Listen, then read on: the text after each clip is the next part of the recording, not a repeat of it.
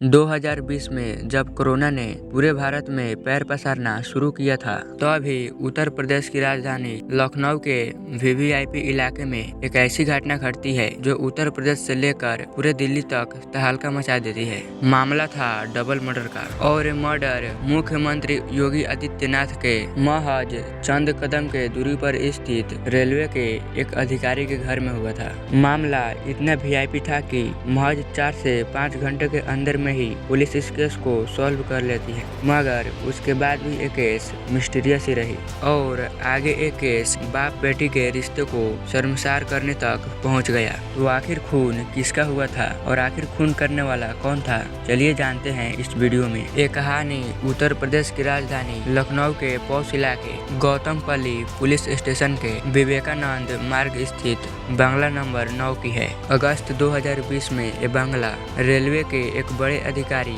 RD Vajpayee के परिवार वालों का आशियाना हुआ करता था। 1998 बैच के रेलवे अधिकारी आरडी वाजपेयी का कुछ समय पहले ही लखनऊ से दिल्ली ट्रांसफर हुआ था। दिल्ली में फिलहाल आरडी वाजपेयी रेलवे बोर्ड के स्पोक पर्सन पर कार्य कर रहे थे और उस समय देश के रेल मंत्री थे पीयूष गोयल। ड्यूटी के चक्कर में आरडी वाजपेयी 29 अगस्त 2020 को दिल्ली में थे, जबकि उनकी पत्नी मालिनी दत्त वाजपेयी और उनका बेटा सर्वदत्त वाजपेयी और एक 15 साल की बेटी भी लखनऊ के उसी बंगले में रहती थी। बेटी फिलहाल लारेडो हाई स्कूल में 9th क्लास में थी और वह प्रोफेशनल शूटिंग की प्लेयर भी थी। इसने बहुत कम उम्र में ही कई सारी शूटिंग टूर्नामेंट भी जीते हुए थे और बेटा गोमती नगर संस्कृति यूनिवर्सिटी से ग्रेजुएशन कर रहा था, जो कि घटना के समय अभी लड़की नाबालिग थी, इसलिए हम उस वीडियो में उस लड़की का कहीं भी नाम नहीं ले रहे हैं। खैर, 29 अगस्त को आरडी वाजपेयी का जन्मदिन था, मगर काम के कारण आरडी वाजपेयी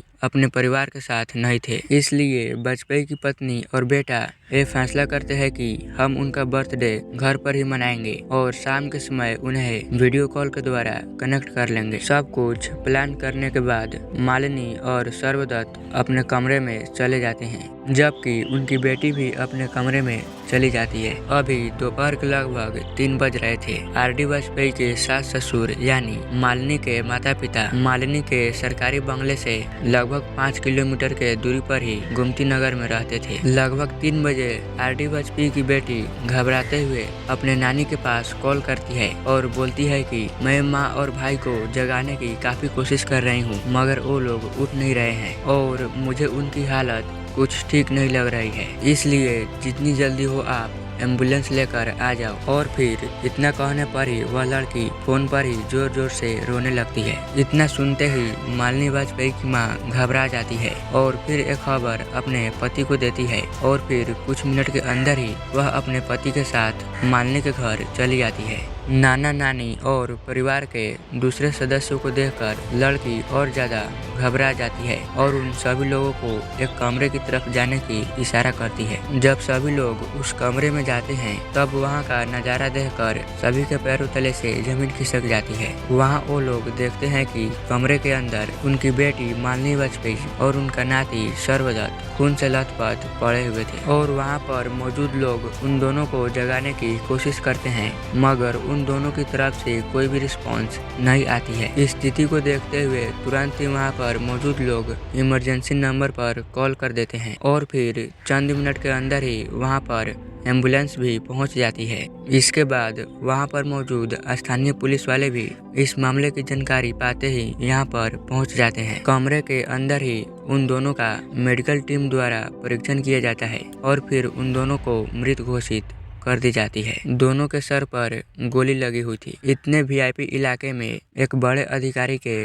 पत्नी और बेटे की दिन दहाड़े ही गोली मारकर हत्या करने की खबर से पूरे प्रशासन भर में तहलका मच जाती है और फिर इस बात की जानकारी दिल्ली में काम कर रहे आरडी वाजपेयी को भी दे दी जाती है, जो कि आरडी वाजपेयी तत्कालीन रेल मंत्री पीयूष गोयल के करीब के अंदर ही काम कर रहे थे। तो इस मामले की जानकारी पीयूष गोयल को भी लग जाती है। उसके बाद तुरंत पीयूष गोयल उत्तर प्रदेश के मुख्यमंत्री योगी आदित्यनाथ को भी कॉल करके इस मामले की जानकारी दे देते हैं और फिर उनसे इस मामले में तुरंत आवश्यक कार्रवाई करने की अनुरोध करते हैं। अब जो कि इस केस में दिल्ली और लखनऊ इन्वॉल्व हो चुका था, तब राज्य के आला अधिकारी भी यहाँ पर पहुँचने लगते हैं। सबसे पहले डीजीपी पहुँचते हैं और फिर अपनी जाँच शुरू कर देते हैं। घटना के समय इस घर में उन तीनों के अलावा एक नौकर भी था, इसलिए पुलिस को पहला शक नौकर पर ही जाता है कि कहीं नौकर ने तो इन दोनों की हत्या नहीं की है। मगर शुरुआती कुछ ही देर के जांच के बाद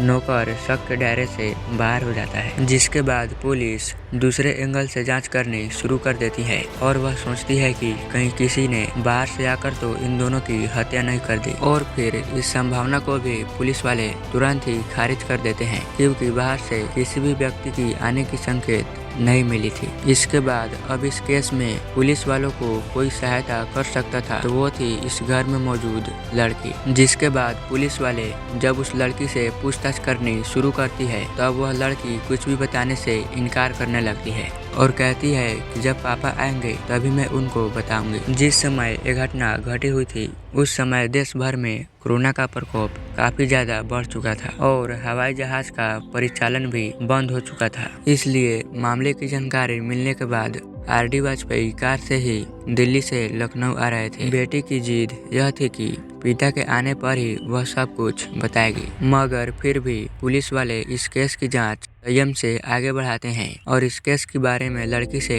थोड़ी थोड़ी जानकारी इकट्ठी करनी शुरू कर देते हैं। पूछताछ के दौरान वह लड़की अजीबोगरीब हरकत करने लगती है और वह इस घर में भूत प्रेत जैसे होने की बातें करने लगती है। इस बात के दौरान पुलिस वाले नोटिस करते हैं कि लड़की अपने दोनों हाथों को लगातार छिपा रही है और वह लगातार अपने दुपट्टे को भी संभाल रही थी ताकि उसके हाथ पर किसी की नजर न पड़े। लड़की की इस हरकत को देखकर पुलिस वाले उसके हाथ से दुपट्टा हटाने की बोलते हैं, मगर लड़की ऐसा करने से मना कर देती है। जिसके बाद पुलिस के कुछ अधिकारी संयम से काम लेते हैं और फिर लड़की के दुपट्टा को हटा देते हैं, जिसके बाद उन सभी के होश उड़ जाते हैं, क्योंकि लड़की के दोनों हाथों पर कम से कम 100 कट के निशान थे और कुछ जख्म तो बिल्कुल ताजा थे। हथेली पर का घाव इतना ताजा था कि मानो कि अभी ही कुछ समय पहले ही काटा गया हो और हथेली पर बैंडेज भी बांधा हुआ था। इसके बारे में जब पुलिस वाले उससे पूछते हैं तब वह कुछ भी क्लियर जवाब नहीं दे पाती है और फिर अजीबोगरीब हरकत करना शुरू कर देती है। और इस बीच जब पुलिस वाले लड़की की कमरे की तलाशी लेते हैं तब कमरे के अंदर भूत पिशाच वाली कुछ किताबें मिलती है और फिर बाथरूम के मिरर पर डिस्क्वालीफाइड वुमन लिखा हुआ मिलता है और फिर उसके बीचों बीच एक गोली दागी हुई मिलती है और फिर घर के अंदर लड़की का लाइसेंसी पिस्तौल भी मिलता है। लड़की प्रोफेशनल शूटिंग प्लेयर थी, इसलिए उसे बंदूक का लाइसेंस मिल चुका था और इसी बंदूक से 3 गोली फायर की गई थी और फिर घटना वाले समय भी घर के अंदर 3 गोली ही चलने की संकेत मिलती है। एक गोली सर्वदत्त के सर में मारा गया था और फिर दूसरी गोली मालिनी के सर में मारा गया था और एक गोली बाथरूम के मिरर पर डिस्क्वालीफाइड वुमन लिखकर उसके बीचों बीच चलाया गया था। पुलिस को शुरुआती जांच में ही संकेत मिलने लगते हैं कि ये दोनों हत्याएं किसी और ने नहीं बल्कि इस लड़की ने ही की है, मगर फिर भी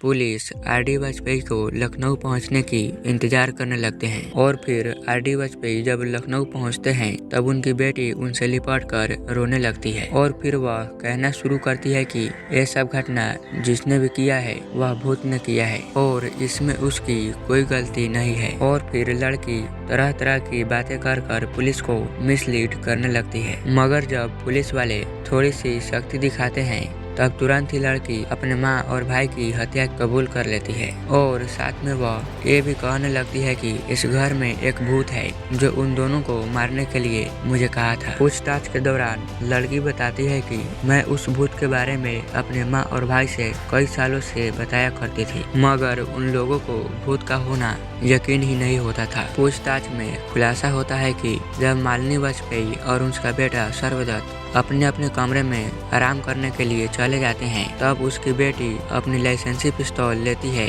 और डायरेक्ट मालिनी के कमरे में जाकर बिना कुछ बोले गोली मार देती है, जो कि लड़की ऑलरेडी प्रोफेशनल शूटिंग प्लेयर थी, इसलिए उसका निशाना नहीं चूकता है और गोली सीधे उसके माँ के सर के बीचों बीच लगती है और फिर गोली लगते ही मालिनी की डेथ हो जाती है। लड़की का भाई पास में ही आराम कर रहा था। वह कुछ समझ पाता इससे पहले ही लड़की उसे भी गोली मार देती है और मौके पर ही उसकी भी हत्या हो जाती है। दोनों की हत्या करने के बाद वह पास में ही रखी हुई एक बेडशीट दोनों के शरीर पर डाल देती है और फिर वह अपनी नानी को कॉल करके अपनी कहानी बताने लगती है। घटना के महज 4-5 घंटे बाद ही पुलिस वाले एक खुलासा कर देते हैं कि मालिनी वाजपेयी और सर्वदत्त की हत्या किसी और ने नहीं बल्कि आर.डी. वाजपेयी की नाबालिग बेटी ने की है।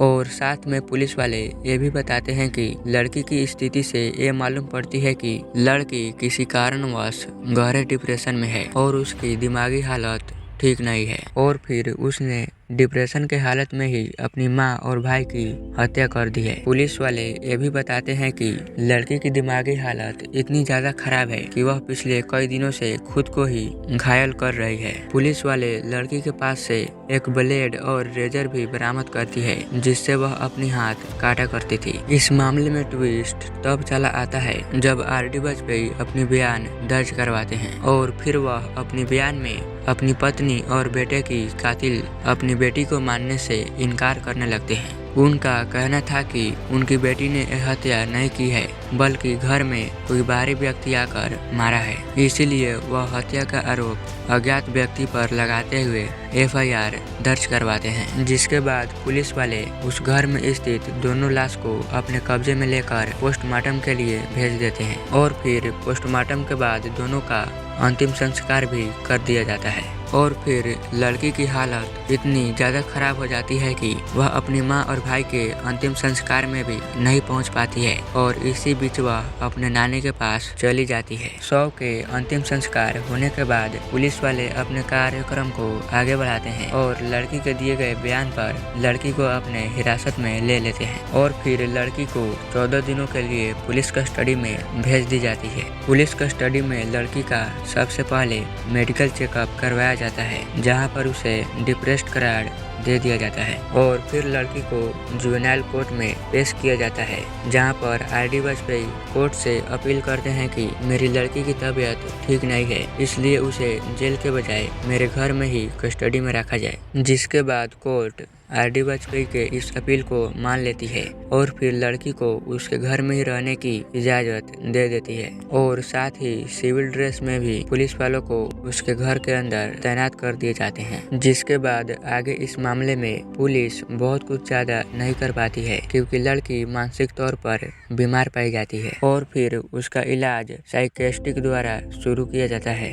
जिसके बाद आगे इस केस में लड़की के खिलाफ बहुत कुछ ज्यादा नहीं हो पाता है जिसके कारण अदालत द्वारा इसे बेल भी दे दी जाती है और फिर कुछ समय बाद लड़की अपने पिता के साथ दिल्ली में ही रहने चली जाती है। धीरे धीरे सभी लोग इस केस को भी भुला देते हैं और इसी बीच इस केस को लेकर 1 साल का समय भी बीत जाता है और फिर तभी एक बार आर.डी. वाजपेयी और उनकी बेटी जबरदस्त तरीके से चर्चा में आते हैं और इस बार उन दोनों की चर्चा में आने की विषय बहुत ही शर्मनाक और भयानक थी। जिस नाबालिग लड़की पर पुलिस द्वारा पागलपन में अपनी माँ और भाई की हत्या का आरोप लगाया गया था, वही लड़की 23 नवंबर को अपने पिता आर.डी. वाजपेयी और अपने बुआ पिंकी वाजपेयी के खिलाफ अलीगंज थाने में रिपोर्ट दर्ज करवाते हुए शिकायत लिखवाती है कि उसके पिता 2013 से ही उसका शारीरिक शोषण कर रहे हैं। इतना ही नहीं, लड़की ने यह भी दावा किया कि जब वह माँ और भाई की मौत के बाद अपने पिता के साथ रहने के लिए दिल्ली गई